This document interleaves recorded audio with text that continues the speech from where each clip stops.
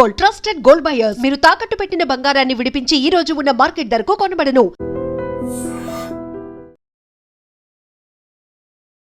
Welcome to ITM news. This is Pavan. So present అయితే మనము ఒక గోల్డ్ మీద నిలబడ్డామని చెప్పుకోవచ్చు, అంటే బంగారం మీద నిలబడ్డామని చెప్పుకోవచ్చు. ఏంటి, ఎందుకు ఇలా అంటున్నాను అనుకుంటున్నారా?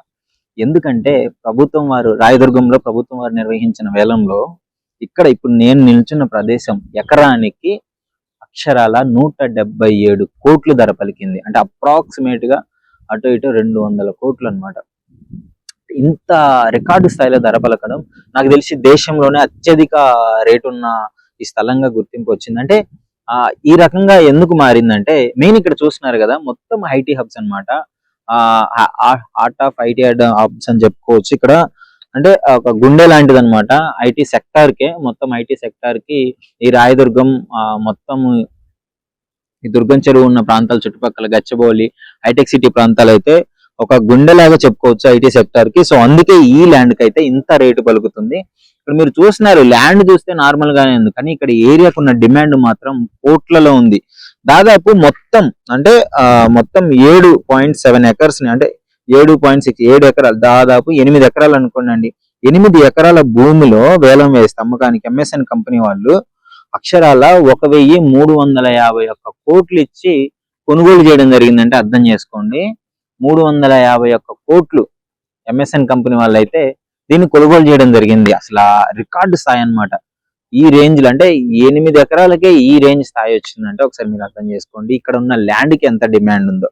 ఈ ఏరియాలు మొత్తం ఐటీ సెక్టార్ లోనే ఉంటాయి కాబట్టి సో ఇక్కడ ఉన్న ప్రతి ల్యాండ్ కి అదే డిమాండ్ ఉంటుంది. దాదాపు ఇక్కడ ఈజీగా ఒక్కొక్క ల్యాండ్ చూసుకున్నట్లయితే 100 కోట్లకు పైగానే ఉంటుంది. 80 నుంచి 150 కోట్లు ఉంటుంది. ఇంకా మన కుందన్ బాగు, జూబ్లీ హిల్స్, బంజారా హిల్స్ ఆ ఏరియాలో కూడా ఎకరానికి దాదాపు 200 కోట్లు విలువ చేసేది కూడా ఉంది. నానక్రామ్గూడ సైడ్, నానక్రామ్గూడలో కూడా మొత్తం ఈ ఐసిఐసి కంపెనీ వాళ్ళు, అమెజాన్ కంపెనీ వాళ్ళు, వీళ్ళ ఆఫీసులు ఉన్నాయి కాబట్టి సో అక్కడ కూడా దాదాపు ఎకరానికి 100 కోట్లు. అంటే ఫాస్టెస్ట్ గ్రోయింగ్ సిటీస్ లో నానక్రామ్గూడ కూడా ఒకటి.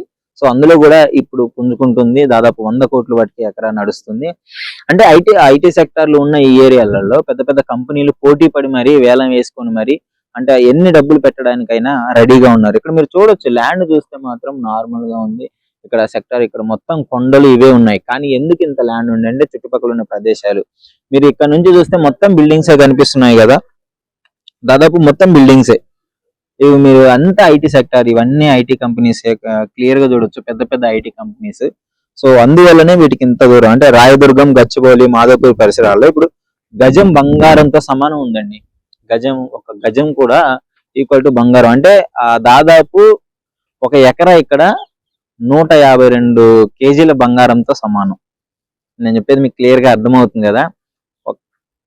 పాతకాలంలో కూడా చాలా మంది ల్యాండ్ మీద ఇన్వెస్ట్ చేసిన వాళ్ళు ఎవ్వరు ఇప్పుడు ఒక మంచి స్థాయిలోనే ఉన్నారు. అంటే ల్యాండ్ మీద ఇన్వెస్ట్ చేసి ఎవరు నష్టపోయిన పరిస్థితులు అయితే నేను ఎప్పుడు చూడలేదు. సో అందుకే చాలా మంది సెలబ్రిటీస్ కూడా అదే విధంగా రియల్ ఎస్టేట్ చేసే వాళ్ళు క్లియర్ గా చెప్తుంటారు, వాళ్ళు ల్యాండ్ మీద ఎంతైనా ఇన్వెస్ట్ చేయడానికి రెడీగా ఉంటారు. ఎందుకంటే ల్యాండ్ ధర, బంగారం ధర అన్న అటు ఇటు తగ్గుతూ పెరుగుతూ ఉంటుందిలే, కానీ ల్యాండ్ మాత్రం అసలు తగ్గే పరిస్థితే లేదు. ఇప్పుడున్న పరిస్థితుల ప్రకారం అయితే ల్యాండ్ కి బిభత్సంగా రియల్ ఎస్టేట్ లో చాలా ఎక్కువగా ఇంకా పెరిగే అవకాశం ఉంది, కానీ తగ్గే అవకాశం అయితే అస్సలు కనపడేటట్లేదు.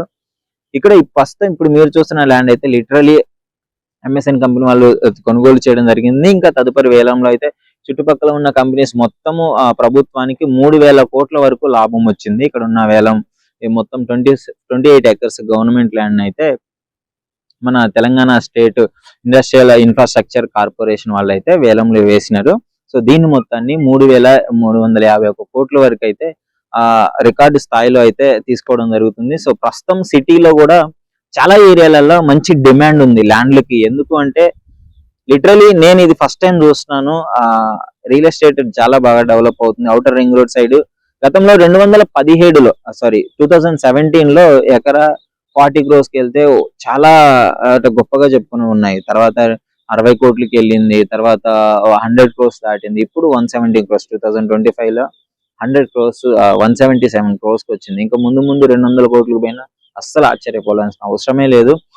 ఇంకొక 5 ఏళ్లలో మొత్తము రియల్ ఎస్టేట్ మొత్తము 200 crores కి అయితే వెళ్ళిపోతుంది. ఈ ఏరియాలలో మెయిన్ ఇలాంటి నానక్రామ్ కూడా, గచ్చిబౌలి, రాయదుర్గ్, కుందన్ బాగ్ ఇలాంటి ఇండస్ట్రియల్ ఉన్న ఏరియాలో అయితే అంటే ఫాస్టెస్ట్ గ్రోయింగ్ సిటీస్ అని చెప్పుకోవచ్చు వీటిని. వెంటనే డెవలప్ అయిపోతుంటాయి. చుట్టూ ఐటీ సెక్టార్లు రావడము, ఐటీ హబ్స్ ఇవ్వడము, పెద్ద పెద్ద కంపెనీస్ తీసుకోవడము. సో వీటి వల్ల ల్యాండ్ ఎక్కువగా డిమాండ్ పెరిగిపోతుంది. ఇక్కడ మీరు చూడండి, ఇక్కడ పక్కనే ఓల్డ్ ముంబై హైవే, ఇక్కడ కన్స్ట్రక్షన్ జరుగుతూనే ఉంటుంది. ప్రతి బిల్డింగ్ మీరు ఇక్కడ క్లియర్ గా చూడొచ్చు. సో ఇక్కడ కన్స్ట్రక్షన్స్ ఇదంతా చూస్తున్నారు కదా, మొత్తం ల్యాండ్ అంతా ఇప్పుడే ఈ రేంజ్ లో ఉంది అంటే దాదాపు ఇంకో రాబోయే 5 సంవత్సరాల్లో ఎంత రికార్డు స్థాయి ధర పలికే అవకాశం ఉందో ఒకసారి మీరు గెస్ చేయండి. సో ప్రస్తుతానికైతే ఆ ఫీలే మామూలుగా లేదు. 177 కోట్లు విలువ చేసే ఎకరం పైన నేను ఉన్నాను అంటే లిటరలీ హైదరాబాద్ లో ఇలా ఉంది అంటే హైదరాబాద్ లోని పలు సిటీస్ లో కూడా కోకాపేట, నార్సింగ్ ఇవన్నీ ఏరియాస్ ఉన్నాయి కదా. సో వీటిలో